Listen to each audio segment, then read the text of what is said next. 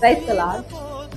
இந்த காலகட்டத்துல உலகம் அதிகமா நவீன வளர்ச்சியா இருக்கிற இந்த காலகட்டத்துல வாலிப பிள்ளைகளுக்கோ இல்ல சற்று வளர்ந்த பெரியவர்களுக்கு கூட அவங்க செல்லுகிறதான பாதையை விட்டு அவங்க கொஞ்சம் விலகி போகும்போது நாம அவங்களுக்கு புத்திமதிகளை சொல்லும் போது அது அவங்க இருதயத்துக்கு ரொம்ப விசனமா இருக்கும். காது கொடுத்து அவங்களால கேட்க முடியாது.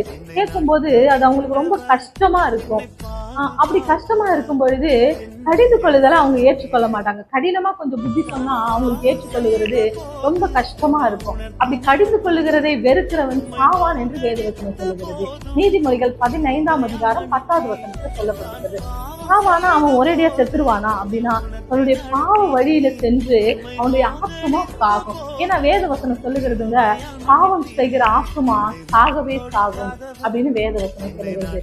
சோ பாவத்தை விட்டு விலகி நம்ம நடக்கிறவர்களா இருக்கணும். நம்முடைய தேவன் கூட யாரை நேசிக்கிறாரோ அவர்களை தான் சிக்ஷிக்கிறார். போதகம் பண்ணுகிற போதகர்களை கூட அவர் சொல்லுகிறார், கடிந்து கொண்டு போதகம் பண்ணு. கடிந்து கொள்ளுதல் இல்லாத இடத்துல ஒரு சீர்திருத்தல் வராது.